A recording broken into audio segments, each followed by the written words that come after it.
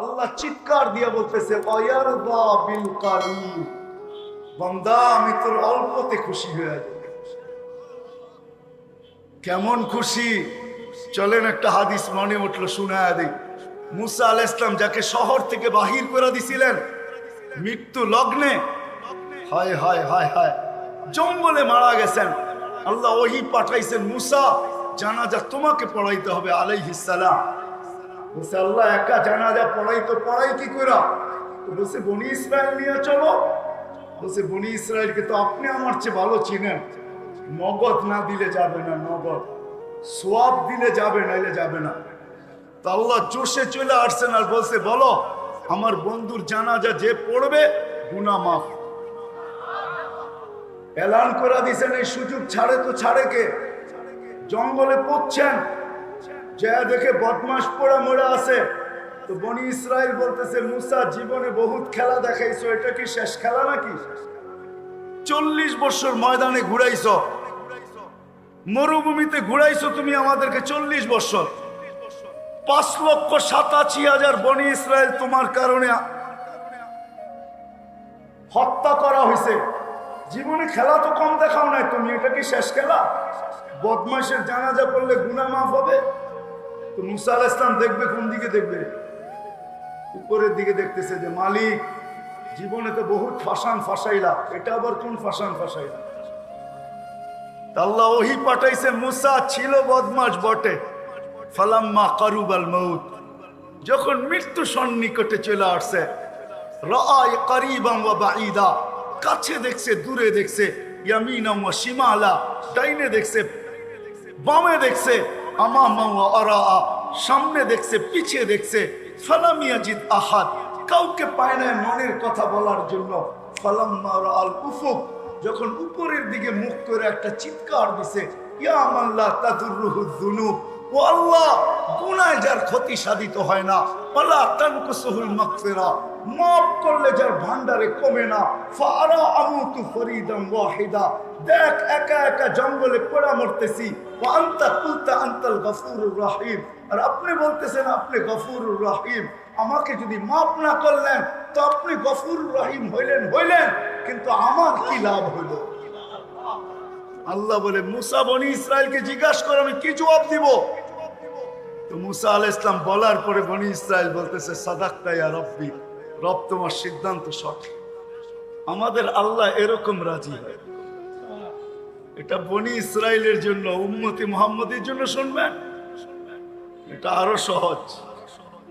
হাদিসে কুদসি দিতেছি, উম্মতে মুহাম্মদি যখন গুনাহ করতে করতে করতে করতে কোন পর্বে লজ্জিত হয় আর মাথা ধরে বসা যায় আর চিৎকার দেয় এই কথা বলে, ফালাম্মা তায়াক্কানতা বিল বাওয়া ওয়া সানানতা আন্নাকা মিন আহলিন নার মানাহতু ইলাইকা রিদওয়ানি ওয়াল্লাইতু ইলাইকা গুফরানি ওয়া কুলতু লাকা লা তাহজান গফারতু লাকা যুনুবা ওয়াল আওসার ওয়া লিআজলিকা সাম্মাইতু নাফসি আল আজিজুল গফফার।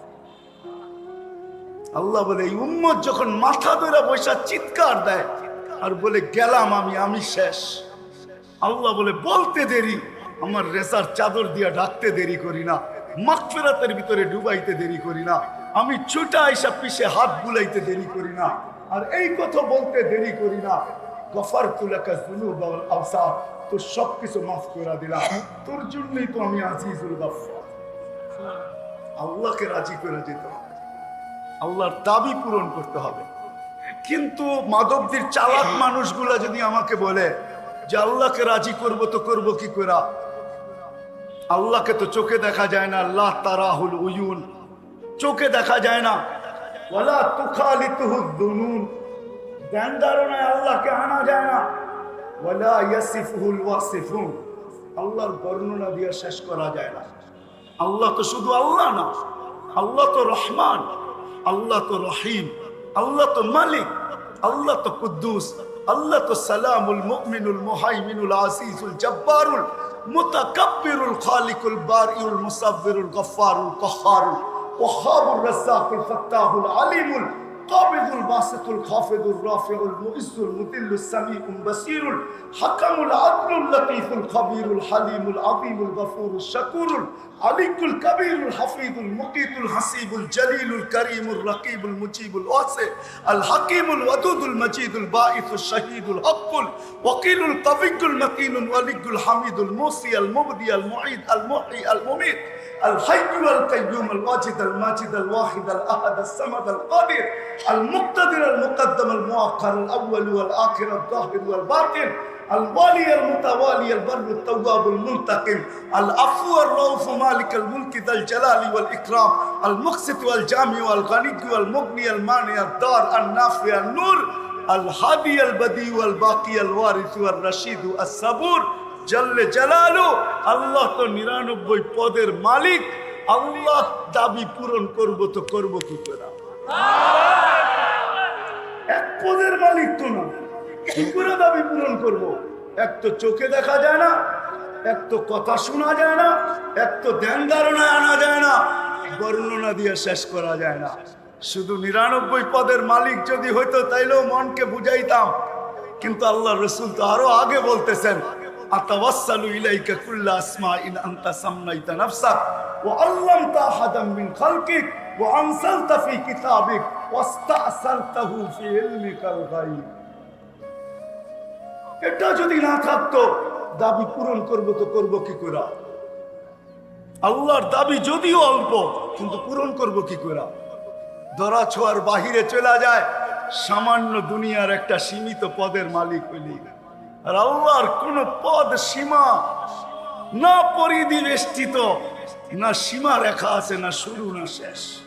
ওলা আমাদেরকে জিজ্ঞাসা করেন, রহমান বটে যেটা শুরুও নাই শেষও নাই। এক পদের বর্ণনা দিয়ে সৃষ্টি শেষ করতে পারবে না, ঠিক না? হ্যাঁ, আমার কথা বুঝে আসতেছে? দাবি পূরণ করবো তো করবো কি করে? এই জন্য আল্লাহ বুঝাইতে চাইতেছেন, দাবি এটাই ছিল আতিউল্লাহ, আল্লাহকে আল্লাহকে মানো। ছোট জীবন, ছোট অস্তিত্ব, ছোট ব্যক্তিত্ব, কিন্তু দুনিয়া নিয়ে আমার আলোচনা না, এটা দুনিয়ার মাঝে চলে যেতে হবে। ওইখানেও যদি ব্যক্তিত্ব চাই, অস্তিত্ব চাই, ওইখানেও যদি একটা জীবন চাই যেটার কয়েকটা শব্দ আমি আপনাদের সামনে দিছি, ওই জান্নাত চাই, ওই জীবন চাই, ওই রাজত্ব চাই, তাহলে আল্লাহর দাবি পূরণ করতে হবে। কিন্তু করবো তো করবো কি করে? তারপরে আল্লাহ সলিউশন দিছেন, জবাব দিছেন। মেনা নিলাম তোমাদের প্রশ্ন, আল্লাহ যেন আমার প্রশ্নকে মেনা নিছেন। তারপরে বলছে আতিউর রাসূল, ঠিক আছে আমারটা না মানলেও চলবে, আমার বন্ধুরটা মানলে আমারটা মানা হবে। আতিউর রাসূল, আমার বন্ধুকে মানো। বন্ধুকে তো চোখে দেখা যায়, বন্ধু তো তোমাদের ভিতরেই। হুয়াল্লাযী বাআসা ফিল উম্মিয়িনা রাসূলাম মিনহুম ইয়াতলু আলাইহিম আয়াতিহি ওয়া ইউযাক্কিহিম ওয়া ইউআল্লিমুহুমুল কিতাবা ওয়াল হিকমা। বন্ধু তো তোমাদের ভিতর থেকে। বন্ধুকে মানো, আতিউর রাসূল, বন্ধু মানো। যদি আল্লাহকে বলি বন্ধু মানলে হবে, সুস্পষ্ট আমাদেরকে শোনান। এইখানে তো আতিউল্লাহ ও আতিউর রাসূল সুস্পষ্ট আলাদা বলেন আমাদেরকে এককভাবে। তো আল্লাহ বলতেছে মান আতা আর রাসূল ফাকাদ আতা আল্লাহ, আমার বন্ধুকে মানলেই আমার মানা হবে। মান আতা কাইন তুতিউহু তাহতাদু, আমার বন্ধুকে মানতে দেরি। হেদায়েত তোকে তালাশ করতে হবে না, আমি তোকে তালাশ করে হেদায়েতের মালা পরাইতে দেরি করব। কোরআন যেন আমাকে এটাই বুঝায়, আমার বন্ধুকে মান। কি বুঝাইতে পারতেছি? হ্যাঁ, এই জন্য আমি বলছিলাম ওনাদেরকে আগামী বছর হয়তো ইনশাআল্লাহ হবে। আরে আগে শোনেন না, শোনেন না, আমার হবে কিনা না হবে এটা তো হায়াতের উপরে নির্ভর। রিজিক থাকলে না আসবো, নাহলে কোত্থেকে আসবো? জোর করে তো আসা যাবে না মাধবজি, ঠিক না? কি বলেন? দুই দিকেই গেট আছে, কিন্তু মাধবজি দুনো দিকে গেট না। ঢুকার আগেও তো উপজেলা ফটক আছে না নাই? আবার শেষ মাথায়ও একটা আছে উপজেলা ফটক, ঠিক না? ওটা তো পরের কথা।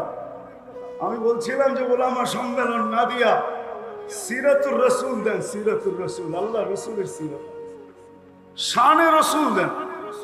আল্লাহ রসুলের শান। আজকে রসুল চিনি না, নবী চিনি না। আল্লাহ বলছে আমাকে মানতে হবে না, আল্লাহ আমার প্রশ্ন যেন মাইনা নিছেন। এই জন্য বলতেছে আতিউর রসুল, আমার নবীর গোলাম হলেই হবে। আমার নবীকে মানো, সে তো তোমাদের ভিতরে, সে তো তোমাদের ভিতরে। তার আদর্শ মানো, তার কেরিয়ার মানো, তার লাইফ স্টাইল মানো, তার সুন্নত মানো। আমি তো পায়ে হাত রেখে বলি, যুবক, চুল কাটাইতে গেলে চুলের দোকানের সামনে ছবি লাগানো থাকে 15 থেকে 20টা। দোকানদার জিজ্ঞাসা করে কার স্টাইলে কাটবো, হয় আজ পর্যন্ত এক দোকানদার ছবি লাগায় নাই যে এটা মুহাম্মদুর রাসূলুল্লাহর স্টাইল। ও যুবক, তুমি তার স্টাইলে কাটবে কিনা বলো। যুবকও বলে না, সব ছবি বাদ দাও, আমাকে আমার নবীর স্টাইলে একটা চুল কেটে দাও। কেননা শুনছি আমার নবী সারা জীবন আমার জন্য কাঁদতে কাঁদতে গেছেন, কবরও কাঁদতেছেন, কবর থেকেও কাঁদতে কাঁদতে উঠবে, কিয়ামতের মাঠেও আমার জন্য চোখের পানি ঝরাবে। আমাকে জান্নাতে নেওয়ার জন্য সারাটা জীবন কাঁদছেন, কবরে কাঁদতেছেন, কিয়ামতের মাঠে কাঁদবেন, কাঁদবেন। আল্লাহর সাথে ওয়াদাবদ্ধ হয়েছেন, লান আরদা হাত্তা ইয়াকুনা ওয়াহিদ মিন উম্মতি ফিন নার। আমি আপনার উপরে ওই পর্যন্ত রাজি হব না যতক্ষণ পর্যন্ত আমার একজন উম্মত জাহান্নামে থাকবে। বিদা আজকের থেকে আর আমি চুল এই ছবি দেখা কাটতে চাই না, আজকে থেকে চুল আমি নবীর স্টাইলে কাটতে চাই। একজন যুবক নাই, নবীর স্টাইলে আমি চুল কাটবো। রাখেন, আমি পায়ে হাত রেখা বলতেছি, কসম খায়া বলতে পারি, যুবক, মৌত পর্যন্ত যদি তুমি ইমানের সাথে নবীর স্টাইলে চুল কাটা কবরে পৌঁছতে পারো, তাহলে আমি বলতে পারি কসম খায়া শুধু চুল কাটা তোমাকে জান্নাতে নিবে। শুধু চুল কাটা, বাকিটা বাদ দাও। আল্লাহ রসুলের স্টাইল আল্লাহর কাছে পছন্দ না। তুমি চিনো না তোমার নবীকে, কি করে গেছেন আমাদের জন্য, আর এখনো কি করতেছেন। এখনো কবরে কাঁদে। যদি আমাকে অনুমতি দেয় মাধবদীর মানুষ, আমি পুরা জামাত এখানে নিয়ে আসতে পারি, পুরা জামাত। যারা স্বপ্নে দেখছেন আল্লাহ রসুলকে, কাঁদেন কেন? বলছে বাংলাদেশের সরল সহজ সাদা সিধা উম্মতের জন্য কাঁদে। বাংলাদেশের উম্মত সরল সহজ সাদা সিধা, এদের জন্য কাঁদি। বলছে কেন কাঁদেন? বলছে আমার বাংলাদেশের সরল সহজ সাদা সিধা উম্মতের এক একজনে এক এক থিওরি দিয়া ছিনায় নেওয়া যাইতেছে। কেউ বলতেছে ভাঙ্গা করে থাকবো না, স্বামীর কথা মানবো না, কেউ এই থিওরি, কেউ ওই থিওরি দিয়া আমার সাদা সিধা উম্মতকে নিয়ে যাইতেছে। এই জন্য আমি চোখের পানি ছড়াইতেছি। আলহামদুলিল্লাহ, আজকেও একটা পরিবেশ আমাদের দেশে আছে, যার কারণে আমি বলি যে দেওয়ালে যেরকম বল মারলে ফিরে আসে, যত দুর্যোগ বাংলাদেশে আসুক না কেন, আমার মনে হয় সব বাংলাদেশের জমিনের সাথে টাচ খায়া পিছনে ফিরা যায়, যার কারণে আজ পর্যন্ত কোনো বিপর্যয় ঘটে নাই। সারা দুনিয়া চিৎকার দিছে করোনা এমন হবে, তেমন হবে, সেমন হবে। আল্লাহ দেখা দিছে উন্নত থেকে উন্নত দেশ 2 বছরের ভিতরে একদিন দেখাইতে পারে নাই যে মৃত্যুর কোঠা জিরোতে। না আমেরিকা, না কানাডা, না ইংল্যান্ড, না অস্ট্রেলিয়া, না ইউরোপ। আলহামদুলিল্লাহ বাংলাদেশ টানা 2 সপ্তাহ দেখাইছেন, একজনও মারা যায় না। অথচ একজন মানুষও সচেতন না। আমরা কি সচেতন?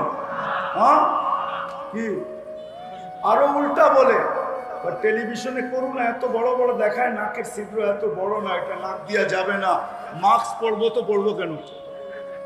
কেন 1 টাকা খরচ করবো? করোনা তো টেলিভিশনে এত বড় বড় দেখায়, ঠিক না? কি বলেন? হ্যাঁ, এই জন্য মাস্ক পরে না। কিন্তু আল্লাহ এই দেশকে দেখাইছে, এই জন্য আসেন। শেষ কথায় চলে আসছি, আল্লাহর রসুলকে যদি মানতে পারি, তা আল্লাহর দাবি পুরা হয়। এই উম্মতের জন্য আল্লাহ সুযোগ দিচ্ছেন, নাইলে এই হাদিস কোনোদিন আসতো না। আমাদের জন্য সুযোগ। লাউ উমিলা উসরামা উনসিলা বিলানাকা।